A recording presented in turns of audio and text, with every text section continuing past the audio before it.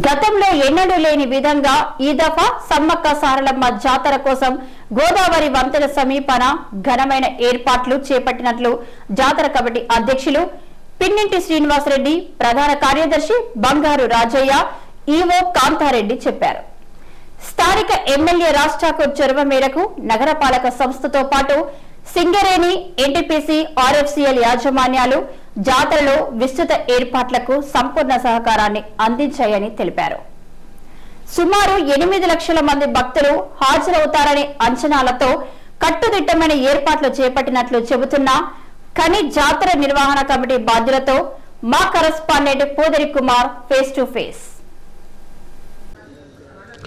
వనదేవతల జనజాతర బుధవారం నుండి ప్రారంభం కాబోతోంది. ఈ నేపథ్యంలో గోదావరి వంతెన సమీపాన చేపట్టిన ఏర్పాట్లపై మనతో మాట్లాడేందుకు జాతర కమిటీ బాధ్యులతో పాటు ఈవో సిద్ధంగా ఉన్నారు. బుధవారం నుండి ప్రారంభం కాబోతున్న వనదేవతల జాతర కోసం ఎలాంటి ఏర్పాట్లు చేపట్టారు?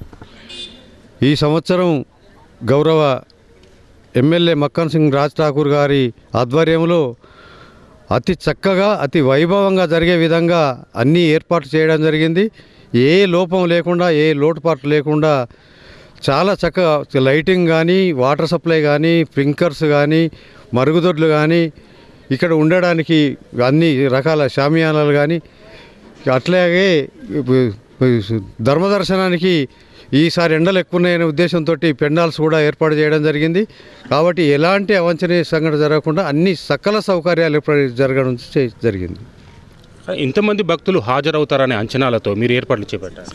మేము ఇదివరకు జాతరలు జరిపినప్పుడు 6 lakhs మ్యాక్సిమం అనుకున్నాము, కానీ ఈసారి ఇంకా 6 లక్షలు మించి వస్తారనే దాంట్లో ఉన్నాము. లాస్ట్ టైం కరోనా తర్వాత కూడా 4 నుంచి 6 లక్షల జనాలు వచ్చారనే, భక్తులు వచ్చారనే ఉండే, అదే పేపర్ వాళ్ళు కూడా రాశారు. ఈసారి దాని మించి సౌకర్యాలు చేశాం కాబట్టి 6 to 8 lakhs వస్తారనే అంచనాతో ఉన్నాము. 6 to 8 lakhs వచ్చినా కానీ వాటికి సరిపోయేలాగా గ్రౌండ్, తర్వాత సౌకర్యాలు కూడా ఏర్పాటు చేయడం జరిగింది. ఎలాంటి అవకతవకలు లేకుండా అన్ని సౌకర్యాలు ఏర్పడడం జరిగింది.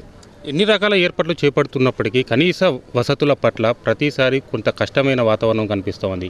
ఈ దఫా ఏమైనా జాగ్రత్తలు తీసుకుంటున్నారా?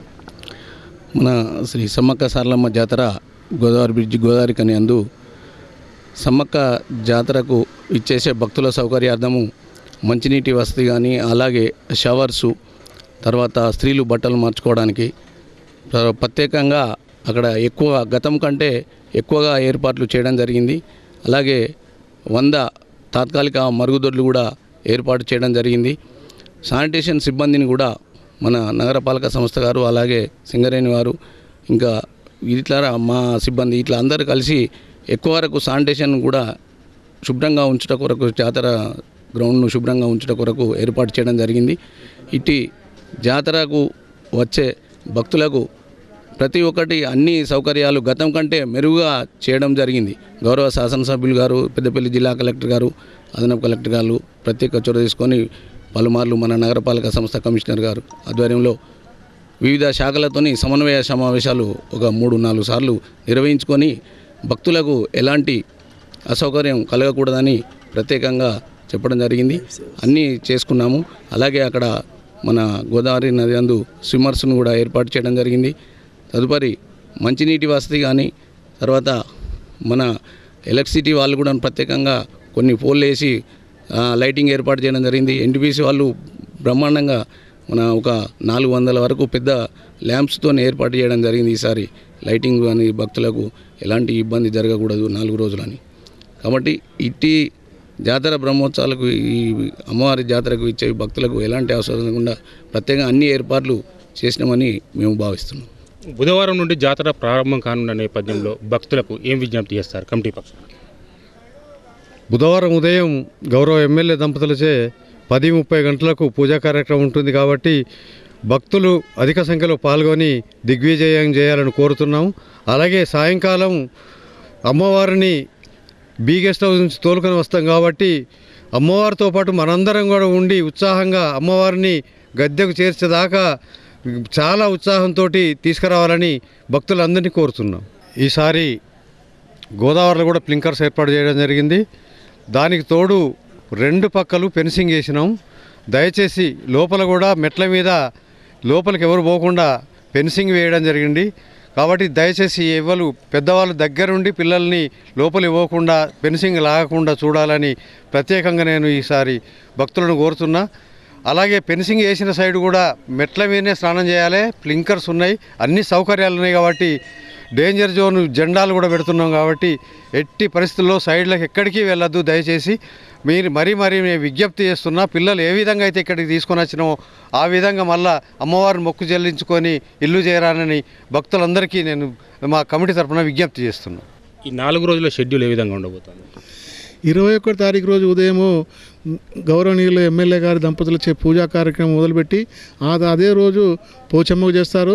తర్వాత సాయంత్రం 21 తారీఖు రోజు సార్లమ్మ గారిని బీ గెస్ట్ హౌస్ నుంచి ఇక్కడికి తోలుకొని రావడం జరుగుతుంది. కోయ పూజారులు, తర్వాత డప్పు మేళాలతోటి. 22 తారీఖు రోజు ఉదయము జనగామ గ్రామం నుంచి కంకవనంను తీసుకొచ్చి గద్దెల మీద ప్రతిష్ఠించడం జరుగుతుంది. అలాగే 22 తారీఖు రోజు సమ్మక్క గారిని అమ్మవారిని అక్కడి నుంచి జనగామ గుడి దగ్గర నుండి తోలుకొని రావడం జరుగుతుంది.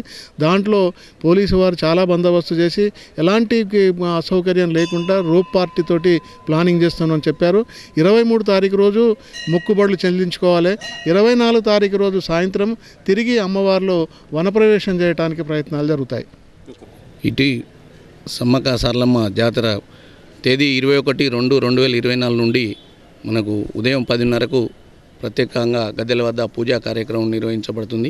ఇటు కార్యక్రమం గౌరవ శాసనసభ్యులు, స్థానిక శాసనసభ్యులు పాల్గొంటున్నారు. అలాగే మేయర్ గారు, ముఖ్య అతిథులు అందరికీ తెలపడం జరిగింది. తదుపరి సాయంకాలం సారలమ్మను గద్దెకు తీసుకురావడము మన బీ గెస్ట్ హౌస్ వద్ద నుండి. అలాగే తేదీ 22/2/2024 రోజున ఉదయం 10:30కు కంకవనము తీసుకురావడం జరుగుతుంది. సాయంకాలం సమ్మక్క తల్లిని జనగామ నుండి తీసుకువచ్చి గద్దెకు చేర్చడం జరుగుతుంది. 23 రోజున భక్తులు అత్యధిక సంఖ్యలో తరలివచ్చి అమ్మవార్లను మొక్కుబడులు చేసుకుంటారు. అలాగే తిరిగి 24/2/2024 రోజున అమ్మవార్ల వనప్రవేశం ఉంటుంది. ఇటు జాతరకు వచ్చే భక్తులకు అన్ని శాఖల సమన్వయంతో, అలాగే మా జాతర కమిటీ సభ్యులు, చైర్మన్ గారు, కమిటీ సభ్యులు, మా ఇతర సభ్యులు అందరూ కలిసి ప్రత్యేకంగా చొరవ తీసుకొని అన్ని పనులలో భాగస్వామ్యమై ప్రత్యేక ఏర్పాట్లు చేయడం జరిగింది. భక్తులకు ఎలాంటి అసౌకర్యం కలగకుండా. కావున భక్తులు అత్యధిక సంఖ్యలో పాల్గొని ఆ అమ్మవార్లను దర్శించుకొని అమ్మవార్ల కృపకు పాత్రలు కావాల్సిందిగా కోరుచున్నాం. 6 నుండి 8 లక్షల మంది భక్తులు హాజరవుతారనే అంచనాలతో గోదావరి వంతెన సమీపాన గతంలో కంటే ఘనమైన ఏర్పాట్లు చేపడుతున్నట్లు జాతర కమిటీ బాధ్యులు చెబుతున్నారు. కెమెరా పర్సన్ శ్రీనివాస్తో కుమార్, సిటీ న్యూస్, గోదావరికని.